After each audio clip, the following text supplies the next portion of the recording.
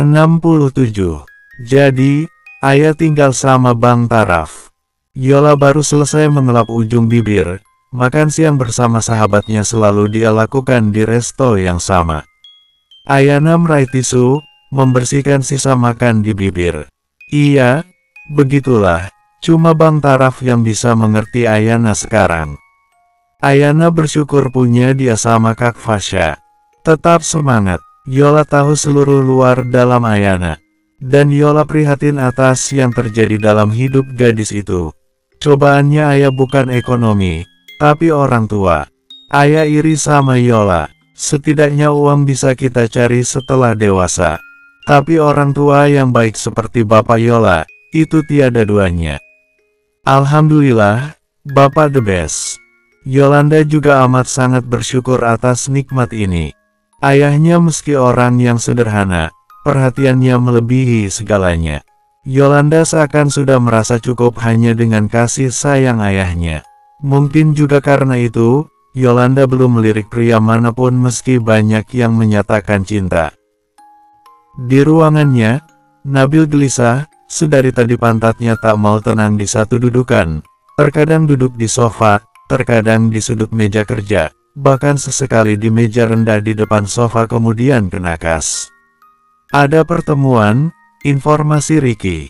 Lelaki itu mengatur jadwal meeting bersama beberapa klien, dan King Miller butuh dampingan Nabil selaku komisaris. Nabil menghela napas panjang lalu menghentak dengan cara yang kasar, seharian ini ada yang belum dilihatnya.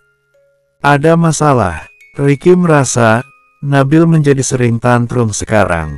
Kelakuan jomblo 24 karat ini aneh sekali akhir-akhir ini. Tidak ada. Nabil menyambar ponsel yang dia letakkan di atas meja. Kemudian menatap Ricky setelah teringat sesuatu. Ayana masuk kantor. Sepertinya masuk. Ricky menyengir usai Nabil mendengus. Kenapa? Rindu. Nabil diam menimbangnya. Entahlah, ada yang kurang semenjak dia memutuskan untuk tidak lagi mengganggu seseorang. Cepat, jangan lelet. King sempat membuka pintu demi meneriaki Nabil. Ah, keseharian Nabil tak ada yang berubah. Hanya kerja, kerja dan kerja tapi tak tahu, wanita mana yang akan dinafkahi olehnya. Perputaran bumi terus berjalan. Kehamilan Fasya sudah 5 bulan, tentunya perut dan kasih sayang Gantara juga semakin besar. Seperti biasanya hari Minggu Gantara berada di bengkel. Seminggu sekali, Fasya ingin mengantarkan makan siang untuk suaminya. Semua yang dia masak bersama pelayan King Miller sudah dimasukkan ke dalam masing-masing tempat. Sekarang, tinggal mencari sopir yang bisa dia ajak berkendara. Sedari hamil, Fasya tinggal bersama keluarga Miller. Lebih supaya ada yang menjaga saja. Nabil, Fasya tak perlu naik tangga karena kamar Nabil ada di lantai tersebut. Ia menempuh pintu yang sudah terbuka sedari tadi. Bill, wah kebetulan nih. Baguslah, rupanya Nabil sudah begitu siap dengan pakaian kasualnya. Celana jeans putih, kaos pas body yang juga putih dilengkapi dengan sepatu kets boots berwarna merah maron. Antar ke bengkel yuk. Nabil sibuk membetulkan rambut di sebelah pelipis hingga tertata. Nggak bisa, Cak, pergi sama Ryan aja. Fasya bergumam manja. Barusan Ryan pergi sama Tias sama kurawannya. Syahrul apalagi, udah dari subuh dia ajakin Maureen sama Ziarim jogging ke rumah Om Iem. Terus, Nabil menatap Fasya yang seolah menjatuhkan harapan padanya. Ya kamu yang paling jomblo di antara saudara Aca yang lain. Harus bersedia antar Aca kemanapun dong. Mohon maaf, Suhu. Abil ada urusan. Nabil tertawa karena kasihan, tapi dia kecup kening saudaranya sebagai tanda maaf. Kencan sama, Ayah, sama Ricky. Ada projects. Ya udah. Fasya pasrah, menatap Nabil meraih dompet dan kunci mobil mahalnya. Bye, my sister. Nabil keluar kamar hingga keluar rumah. Fasya pun mengiringi dengan langkah hati-hati ala ibu hamil. Dahi lekas mengernyit melihat Atala duduk di kap mobil. Ngapain? Tanyanya. Ata mau ikut, Om Abil. Nabil lantas menatap ke arah Fasya yang juga melambaikan tangan. Aca titip Ata, ya. Hari ini Sanan sama Mas Bahri mau ambil Mas Abbas sendiri soalnya. Tapi, Nabil masih tak mau pahami kemelut hari ini, sampai Fasya menutup pintu utama kediaman ayah mereka. Happy Holiday Ata, yang nurut sama Om, ya. Nabil menghela napas. Lepas dari induknya, tuyulnya ngikut. Gerutunya, Om, kita mau kemana? Atala mengulurkan kedua tangan agar Nabil meraihnya. Kemudian anak itu didudukan di jok mobil Nabil. Beli jajan, asyik, riang Atala. Nabil sabar walau selalu dijadikan babysitter dadakan seluruh saudara kembar bahkan adik bungsu yang sudah memiliki 4 orang anak cantik, lucu dan ganteng. Perjalanan dimulai. Atala menikmati harinya. Perjalanan padat yang kemudian tidak terlalu padat. Sebuah jalan kembar dengan arus bolak-balik yang di sisi-sisinya terdapat gang-gang sempit. Nabil mampir ke minimarket, membeli banyak snack bahkan es krim untuk tuyul yang sedari tadi ngoceh, mana jajannya. Atala diam sampai masuk ke dalam mobil dan memakan satu es krim. Kok di Alfa Macy belinya, Om? Emang maunya di mana? Nabil rasa Atala banyak maunya. Tapi tak dipungkiri juga menggemaskan. Kiliain ke Lestolian, jawab Atala sambil memagut es krim rasa coklatnya. Snack di sini juga enak kok. Atala bingung, kalau sudah beli snacks, bukannya seharusnya pulang. Tapi, Nabil justru terlihat meremas-remas setir sembari memandang satu arah yang sama sedari tadi. Tullius, ngapain masih di sini? Nungguin orang. Dan penantian Nabil terjawab sudah. Gadis itu keluar dari gang dengan sepedanya. Jangan tanya dulu, oke. Namun, bibir yang tersenyum, pandangan yang melekat seorang Nabil, membuat Atala semakin penasaran dengan gadis yang berlari masuk ke minimarket setelah memarkir sepedanya. Itu, couple, Om Nabil, iya. Nabil masih hanya setia terpaku. Itu tate cantik siapa? Nabil tak menyahut selain terpaku. Kok, Om culi-culi pandang sih? Emang gak dosa? Ya. Tak juga mendapat jawaban, Atala menepuk paha Nabil, keras. Om, kok diem sih? Tanya apa lagi? Itu couple, Om, masih menatap ke arah yang sama, Nabil berkata lirih. Lebih tepatnya, tidak akan jadi siapa-siapa. Kenapa begitu? Atala tak bisa tak penasaran, dia harus tahu jawaban yang sedetil-detilnya. Om sama dia, tidak satu kufu. Atala paham sekarang, hingga kepalanya manggut-manggut sok tahu. Kupu itu yang adu taliung. Wacau, teriaknya ala Bruce Lee. Itu kungfu, Ata. Nabil mendengus. Atala tertawa menghibur. Jadinya kenapa Om gak jumpa tate cantik itu? Terlalu berat bersama. Nabil mungkin kurang waras karena menjadikan Atala teman curhatnya, tapi daripada tidak ada yang bisa dia ajak cerita. Sejauh ini, dia menghindar karena sudah bertekad untuk tidak pernah mengganggu ketenangan bekerja gadis itu. Kata Om Ayan, kalau tuh lalu buliat, angkatnya pakai ekskavator dong. Atala kemudian menepuk-nepuk punggung Nabil yang menjatuhkan kening di atas setir. Yang syabal, ya, Atala tak tahu saja, barusan ucapannya membuat Nabil lebih baik pingsan saja.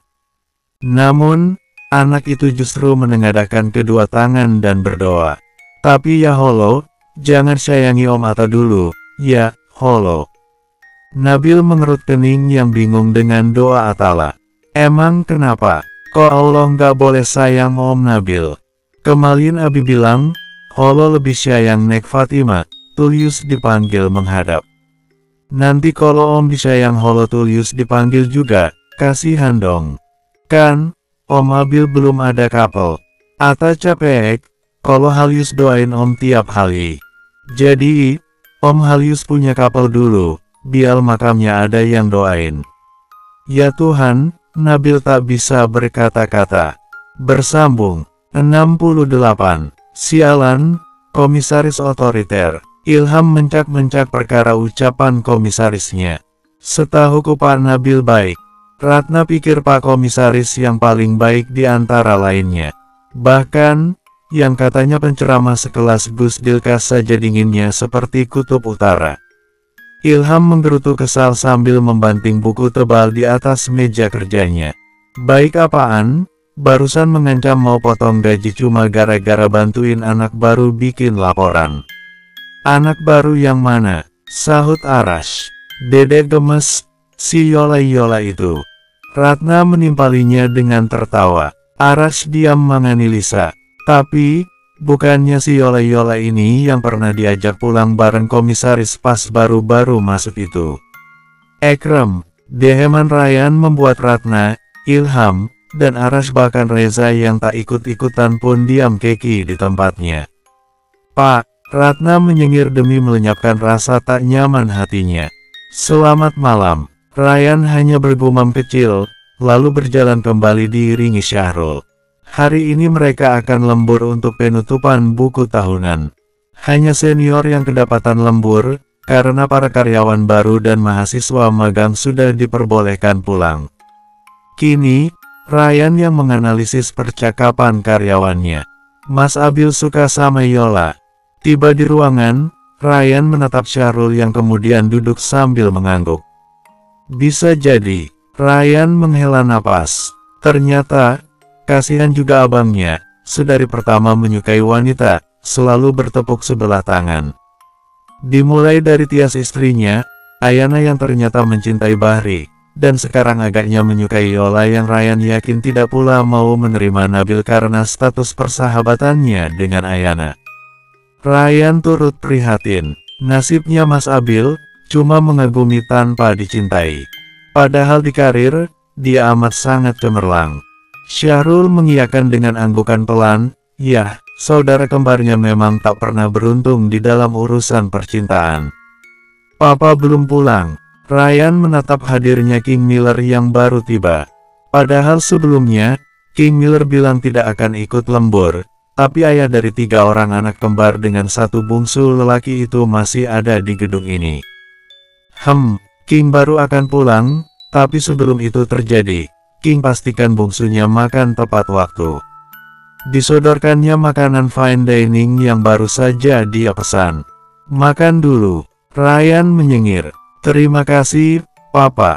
Sementara Syahrul harus melongo karena tak diberi sesuatu apapun. Anaknya di sini ada 2, yang dikasih cuma Ryan aja. Kamu pesan sendiri. King ngeluyur keluar, sedang Ryan tertawa puas. Anaknya cuma Ryan, kalian cuma anak selingkuhan. Ark, Ryan mengusap kepala yang terkena tampolan tangan Syahrul. Mas, Syahrul keluar sambil menggerutu. King Miller benar-benar pilih kasih.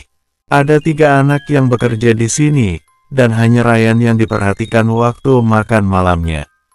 Tiba di luar, Nabil memapas jalan secara tidak disengaja. Tampak rapi, bahkan membawa kunci mobil. Mau kemana? Bukannya kita lembur. Keluar bentar cari makan malam. Nabil berkelit. Ya udah bareng. Nggak bisa. Nabil hanya berkilas saat mengatakan cari makan. Sejatinya, Nabil ada urusan, ya, urusan yang tidak boleh diketahui banyak orang atau hancur semua. Kenapa nggak bisa? Cecar Syahrul. Nabil berdecak, kalau tidak keponakan, pasti salah satu saudaranya yang terus maunya menempel seperti panu. Intinya, kamu beli sendiri makannya. Astagfirullah. Syahrul mengelus dada, berusaha lebih sabar. Nggak anak nggak bapak, nggak ada yang sayang. Disinilah Nabil berada, kakinya ingin berlari ketika perempuan yang diikutinya terjatuh, tapi mundur saat gadis lainnya datang menolong perempuan itu. Ayana yang cemas, ia membantu Yolanda membereskan isi tas sahabatnya yang berceceran di lantai basement. Agaknya Ayana sudah akan pulang juga bersama sopirnya. Terlihat melambai tangan juga setelah masuk ke dalam mobil kiriman Gantara. Hati-hati ayah, ucap Yolanda. Nabil bergegas masuk ke dalam mobil, sempat menatap Yolanda yang keluar dari area parkiran, dan langsung menyatroni ojek online pesanannya. Nabil lantas melajukan mobilnya, mengikuti arah kemana Yolanda pulang. Ini memang tidak waras, tapi sudah sekitar 61 malam terakhir, Nabil melantaskan rutinitas barunya, yaitu mengiringi Yolanda. Entah ini disebut apa, yang pasti sudah sedari awal Nabil tertarik gadis ini. Tepatnya di pertemuan pertama, saat motor metik Yola menyerempet mobilnya. Ah Tuhan, Yola bukan wanita yang muslimah, bukan wanita kaya raya, bukan pula wanita yang diidamkan para ustadz. Akan tetapi, Nabil sendiri tak paham kenapa dia bisa tertarik untuk menatap, mengikuti, juga betah mengagumi bahkan tanpa adanya balasan. Dia iseng ketika mengajak menikah, tapi esok dan esoknya lagi dia memiliki ketertarikan pada gadis yang setiap harinya memancarkan keceriaan di tengah deraan ekonomi keluarga. Seperti biasa, begitu tiba depan gang, Yolanda turun membayar ojek kemudian pulang berjalan kaki bersama ayahnya. Nabil seikhlas itu mengantarkan Yolanda, lantas bergegas kembali ke kantor untuk lembur. Bibirnya masih tersenyum.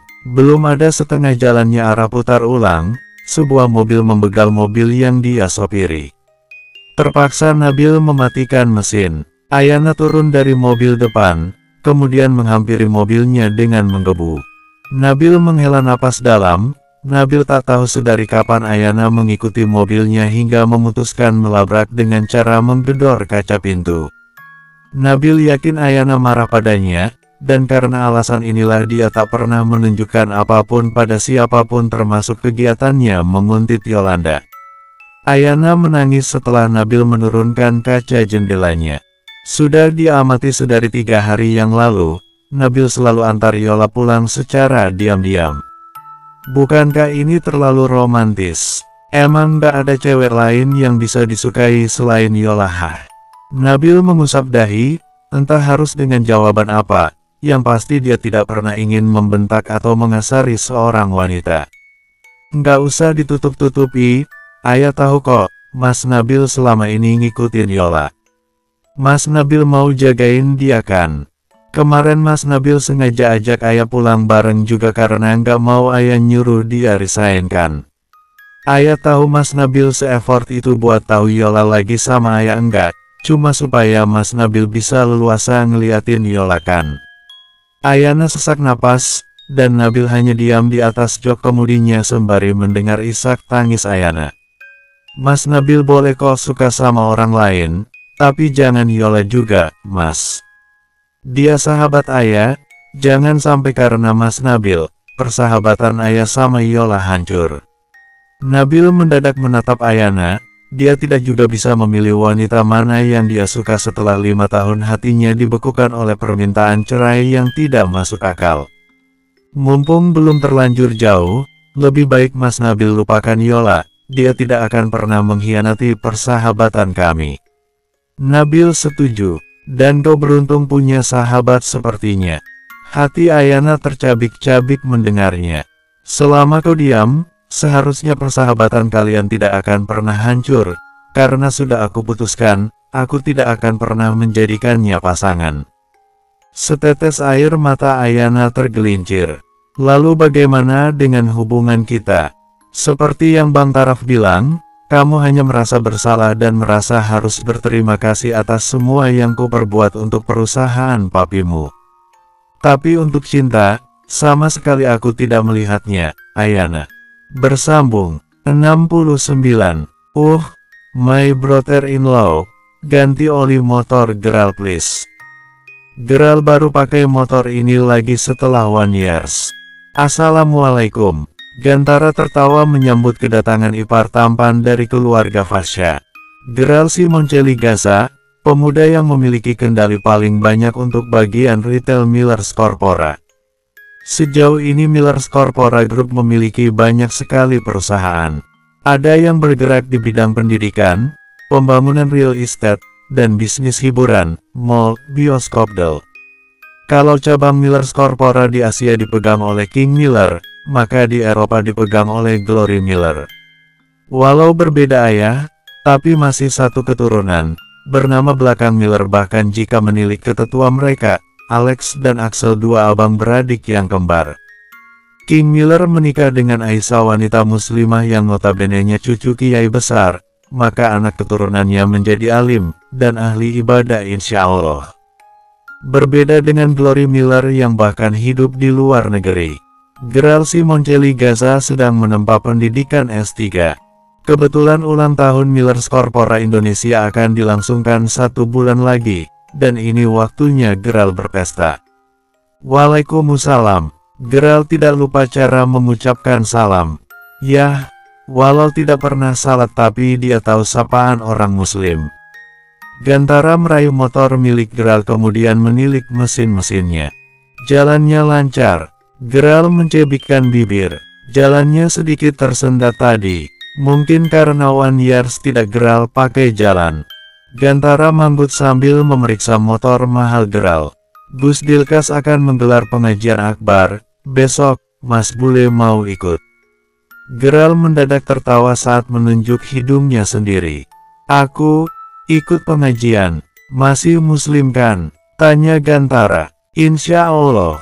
Gerald bahkan menekankan ain fasih ketika mengatakan insya Allah layaknya dialek parawan Arab.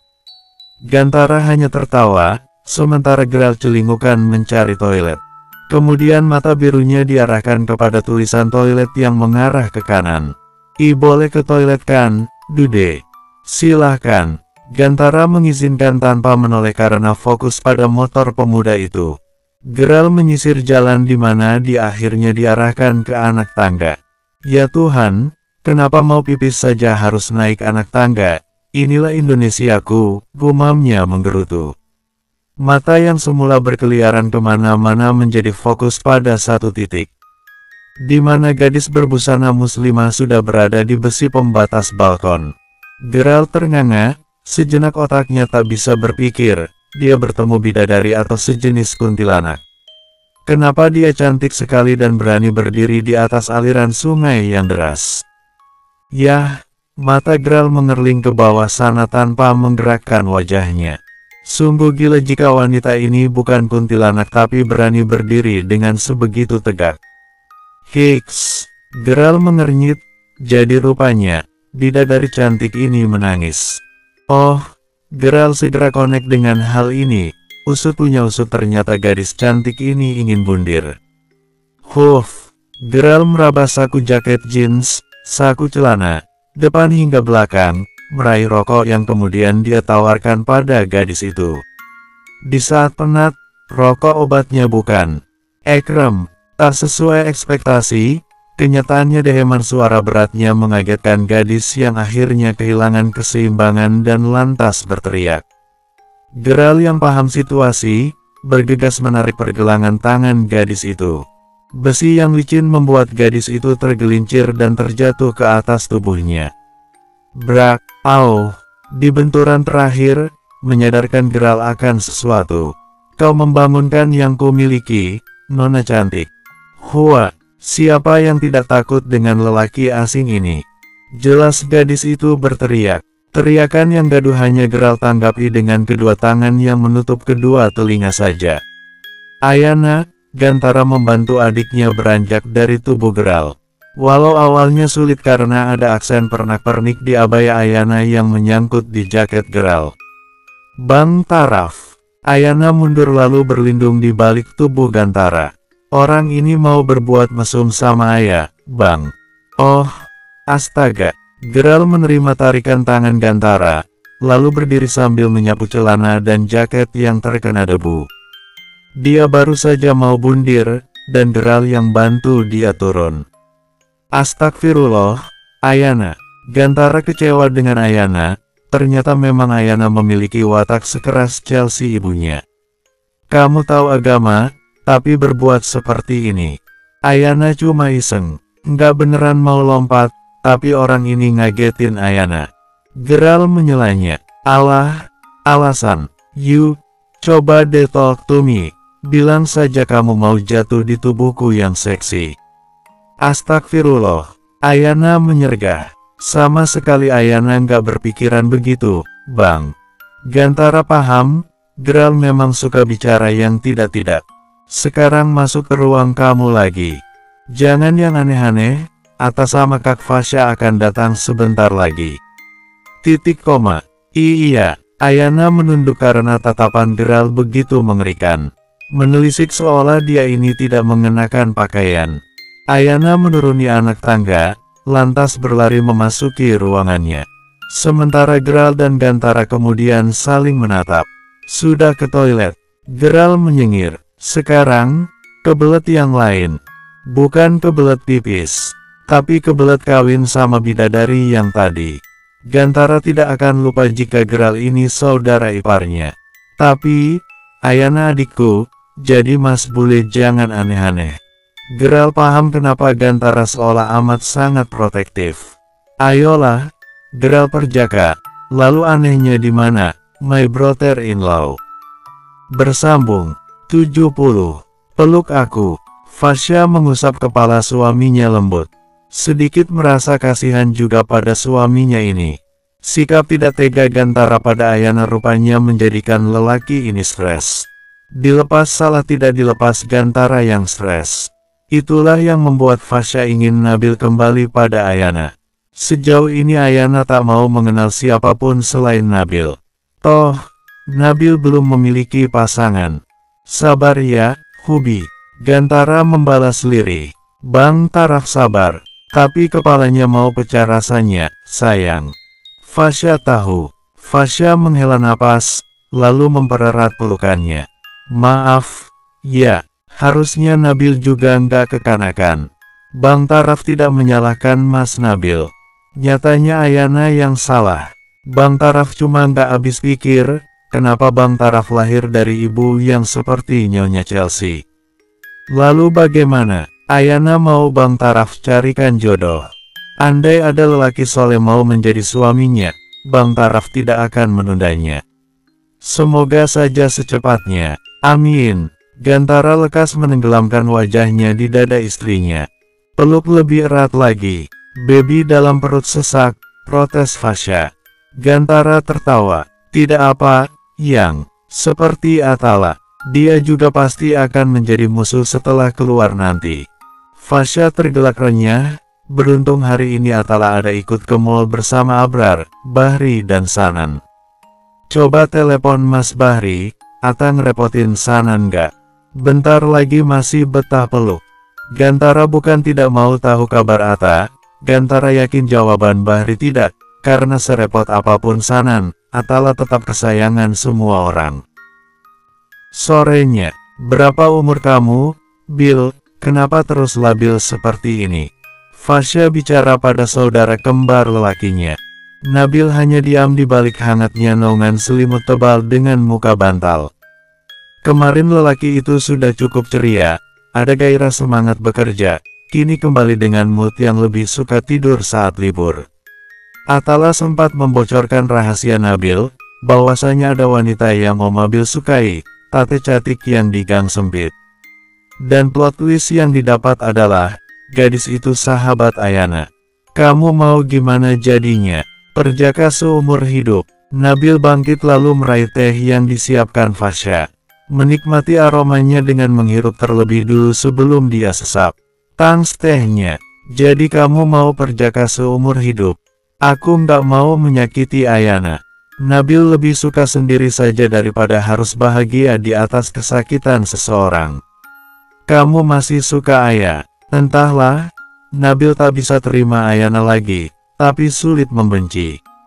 Sejauh Ayana mengejar dirinya, Nabil yakin Ayana hanya terobsesi karena rasa bersalahnya saja. Nabil suka semua yang ada pada Yola, tapi juga tidak mau menyakiti Ayana. Nabil bingung dengan rasa di hatinya, kini. Tidak perlu menikah kalau begitu. Kamu ini sejenis Mas Bahri. Bingung dengan rasa hati kamu sendiri. Nggak punya prinsip. Fasya sarkas. Kalau dilanjutkan, Yola juga akan sakit hati karena kamu masih suka sama Ayana. Kalau sama Ayana, kamu sudah berpaling ke Yola. Jadi lupakan keduanya. Nabil juga inginnya begitu. Kamu setuju aku perjaka seumur hidup kan? Setuju, tegas Fasya. Dan Aisyah menyela pembicaraan mereka. Aca, kok gitu sih ngomongnya? Harusnya dukung Abil dong. Biarin, Abil ini labil, kata Fasya. Menikah dengan lelaki labil, tidak akan pernah bahagia kecuali Nabil berniat merubah pola pikirnya. Melupakan Ayana, dan berani menyongsong masa depan bersama yang lain. Bukan malah tak mau maju juga tak mau mundur. Nabil ini justru membuat celah di antara persahabatan Ayana dan Yola tapi tidak berani maju untuk memilih salah satunya. Tanya juga sama dia Mi, dia pasti masih suka juga sama Tias. Kalau Ryan bukan adiknya, pasti sudah direbut sekarang. Aisyah setuju omongan Fasya. Nabil juga sering sekali meledek Ryan ingin menunggu Tias, padahal Ryan sendiri masih hidup dan akan hidup lebih lama lagi. Kamunya yang punya pendirian dong, Bill, biar cepat punya istri. Aisyah mencecar Nabil yang hanya mendengus malas. Kalau ada wanita yang seperti Mimi Aisyah binti Lukman Syahrizal, nanti Nabil akan cepat-cepat menikahinya, ucap Nabil. Aisyah hanya menggeleng kepala, antara kesal tapi juga tersentuh. Ternyata putranya ini sweet sekali padanya. Kamu ini, Bill. Oh ya, Mas. Ryan baru tiba, dan bergelayutan di ambang pintu. Semua orang di dalam kamar jadi berfokus padanya. Ada apa, Bungsu? Gerald bilang, dia mau minta melamar Ayana. Dan kemarin, Papi Elang setuju. Uhuk, Nabil tersedak teh yang baru saja diseruput. Melihat itu, Fasya hanya bisa menggelengkan kepalanya. Lihat nih, Nabil masih suka cemburu sama Ayah kan? Ini cuma tersentak. Nabil memang benar-benar kaget dengan berita mengejutkan ini. Mantan istrinya akan dilamar sepupunya, sementara dia dan Gerald berbeda 180 derajat. Memang Ayana mau sama Gerald. Ryan mengangkat bahu. Ryan yakin Ayah tidak akan mau. Tapi setidaknya, ibunya yang mata duitan tidak akan menolak Gerald yang kaya raya bukan? Pastinya, Fasya setuju, lantas menatap Nabil yang tampak berpikir. Sekarang pikirkan sekali lagi, Bill. Sebelum dinikahi lelaki lain, kau masih bisa rujuk. Nabil cengar-cengir, dan itu memunculkan asumsi Ryan. Yang dipikirkan Mas Nabil bukan cemburu sama Ayana. Lalu, cecar Aisyah. Fasya pun ikut penasaran dengan asumsi Ryan. Kalau Ayana dinikahi Gerald secepatnya, berarti Mas Nabil juga bisa secepatnya melamar Yola. Ryan lalu menatap Nabil yang menatapnya. Bukan begitu Pak Kom. Bersambung.